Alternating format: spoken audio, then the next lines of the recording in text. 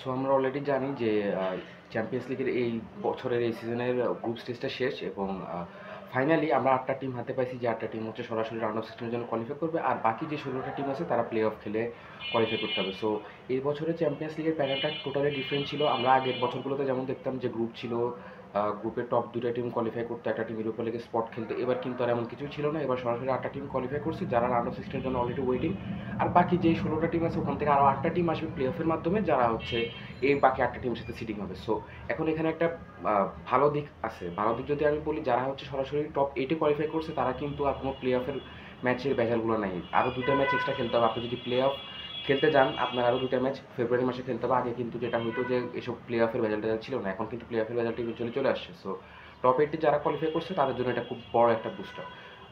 এছাড়াও আমি যদি বলি যে 16টা টিম প্লে অফ খেলে আসবে, 16টা টিমের মধ্যেও কিন্তু ভালো ফাইট হবে। কারণটা হচ্ছে আমি দেখলাম যে সিটিংয়ে রিয়াল মাদ্রিদের সাথে হয়তো ম্যানচেস্টার সিটি বা সেল্টিকের খেলা পড়তে পারে। সো এরকম আরও কয়েকটা কম্পিটিটিভ ম্যাচ হয়তো প্লে অফে আমরা পেতে পারি, যেটার কারণ হচ্ছে টিমগুলোর উপর একটা প্রেশার পড়বে, কজ ওদের তো ঘরোয়া লিগ চলতেছে একই সাথে, আবার হচ্ছে আপনার চ্যাম্পিয়ন্স লিগে এখন প্লে অফ খেলতে হবে, দুইটা ম্যাচ এক্সট্রা খেলতে হবে। তো এটা কিন্তু একটা প্রেশারের জিনিস।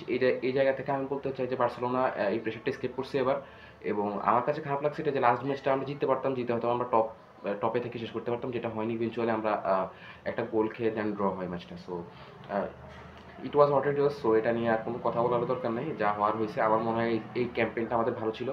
আগের কয়েকটা সিজনে ইউসিএল ক্যাম্পেইন আমাদের ভালো ছিল না, আমরা ইউরোপা লিগ খেলতেছি দুইবার। সো এবার কম্পেয়ারিং টু আদার সিজনস এবার আমরা অনেক বেটার একটা পজিশন থেকে ইউসিএল এর গ্রুপ স্টেজটা শেষ করছি। সো আমাদের প্লে অফের ভেজালটাও নাই, আমরা হয়তো লিগে একটু ফোকাস করতে পারবো। এখন আমাদের একটা কোপা দেলের ম্যাচ আছে এই 7 তারিখেই। এছাড়াও আমাদের লিগের ম্যাচগুলোতে আমরা ফোকাস করতে পারবো। ফেব্রুয়ারিতে আমাদের কোনো ইউরোপিয়ান ফুটবলের কোনো ঝামেলা নাই। সো এটা ছিল একটা পজিটিভ দিক। আর আরেকটা বিষয় কি, এইখানে কিন্তু ওই একটা পজিশনের ব্যাপারও কিন্তু অনেক ইম্পর্টেন্ট হয়, যে যে 13তে আছে 13 থেকে 12তে উঠলে কিন্তু তার প্রাইজ মানিও বাড়বে এবং ইজিয়ার অপোনেন্ট পড়ার একটা চান্স থাকে। সো এই জন্য এই সিজনে আমার কাছে মনে হয়েছে ইউসিএলটা একটু কম্পিটিটিভ হয়েছে, আগের মতো হয় না। আগে যেমন হতো যে গ্রুপে 4টা টিম থাকতো, 4টা টিমের মধ্যে 2টা ভালো টিম থাকতো, তো 2টাই কোয়ালিফাই করতো আর 2টা ফাইট দিত। কিছু কিছু সময় কোয়ালিফাই করতে পারতো, কিছু কিছু সময় পারতো না। গ্রুপ অফ ডেথ যেটা ছিল এটা খুব কমই পাইতাম, 2-1টা পাওয়া যেত হয়তো মাঝে মধ্যে, বাট এছাড়া আসলে খুব ইজিলি আপনি প্রেডিক্ট করতে পারতেন যে এই 2টা টিম আসলে কোয়ালিফাই করবে। সো এই সিজনে ইউসিএলে পজিটিভিটি অনেক আছে। এখনও যেহেতু জাস্ট গ্রুপ স্টেজটা শেষ হয়েছে, প্লে অফ বাকি আছে অ্যান্ড দেন নকআউট স্টেজগুলো বাকি আছে। সো দেখা যাক কী হয়। বাট ইউএফা বেসিক্যালি এটা করার পিছনে একটা কারণ আমি যেটা মনে করি সেটা হচ্ছে Real Madrid, Barcelona, Juventus, I mean Perez, Laporta, ওরা যে চাচ্ছিল সুপার লিগের যে প্রপোজালটা ছিল যে কম্পিটিটিভ ম্যাচের সংখ্যা বেশি বাড়ানো এবং আরও যে ব্যাপারগুলো ছিল, আমার মনে হয় যে ইউএফা আসলে এমন কিছু করতে চাচ্ছে যাতে সুপার লিগটা হ্যান্ডেল করা যায়। কারণ আমি যেটা মনে করি যে হয়তো বা ফিউচারে পেরেজ যেটা বলে সেটা করে দেখাচ্ছে, হয়তো বা এমন হতে পারে যে সুপার লিগটা বাস্তবায়িত হয়ে গেছে। কারণ এখন একমাত্র বার্সেলোনার সাথে রিয়াল মাদ্রিদের সাথে বার্সেলোনায় আছে সুপার লিগের কনসেপ্টে, আর কোনো ক্লাবই এখনও নাই। তো পুরা ইউএফার চোখেই কিন্তু এখন বার্সেলোনা রিয়াল মাদ্রিদ একটু অন্য মানে অন্য চোখে দেখে বার্সেলোনা রিয়াল মাদ্রিদ দুইটা ক্লাবকে, যেহেতু এই দুইটা ক্লাব সুপার লিগটা প্রপোজ করছে and all other things. So ফুটবলটা একটু পলিটিক্যাল হচ্ছে দিন দিন। ম্যাচের সংখ্যা বাড়তেছে এবং যেই সংস্থাগুলো আছে ওরাও চাচ্ছে ওদের রেভিনিউটা কীভাবে বেশি জেনারেট করা যায়। এই কারণে যেমন লাস্ট দিন যে ম্যাচটা ছিল ইউসিএল, 18টা ম্যাচ একই সময় শুরু হয়েছে এবং আবার আপনি কিন্তু এখানে প্লে অফও আছে, সো এক্সট্রা ম্যাচেস। তো ওই যেটা বললাম যে রেভিনিউ জেনারেটের দিকে সবাই ঝুঁকতেছে, কত বেশি টাকা আর্ন করা যায়, কত বেশি ম্যাচ খেলানো যায় প্লেয়ারদেরকে।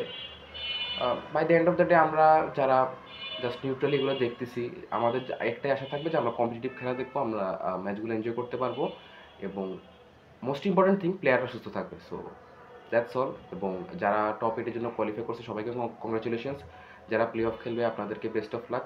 দেখা যাক আমরা কাকে ফেস করি। আমাদের 3টা পসিবল অপোনেন্ট আমি দেখলাম, পিএসজি, ব্রেস অ্যান্ড দেন হচ্ছে মোনাকো, বেনফিকা, 4টা অপোজিশন আমাদের পড়তে পারি, 4টা টিম। সো দেখা যাক 4টা টিমের মধ্যে কোনটাকে পাই। আমি পার্সোনালি যদি বলি আমার পিএসজিকে চাই আমি, কারণ পিএসজির সাথে আছে রিভেঞ্জের একটা বিষয় আছে গত সিজনের। সো আমি পার্সোনালি পিএসজিকে চাচ্ছি। দেখা যাক কী হয়। আর সব টিমের জন্য শুভকামনা যারা বাদ পড়ছে, কিছু করার নেই, ব্যাড লাক। একটা কম্পিটিটিভ গ্রুপ স্টেজ দেখছি আমরা, এটা হচ্ছে বড় কথা। ম্যানচেস্টার সিটি অলমোস্ট লাস্টে আউট হতে পারছে এই টাইপের, এবং অন্যান্য টিমগুলো পজিশনের জন্য অনেক ফাইট করতেছিল লাস্ট পর্যন্ত। সো এটা আসলে ফুটবলের সৌন্দর্য, right? At the end of the day আমরা এনজয় করতে পারছি, দ্যাটস অল। এবং আই হোপ যে এই সিজনের ইউসিএলটা একটু ডিফারেন্ট হবে। That's it, thank you.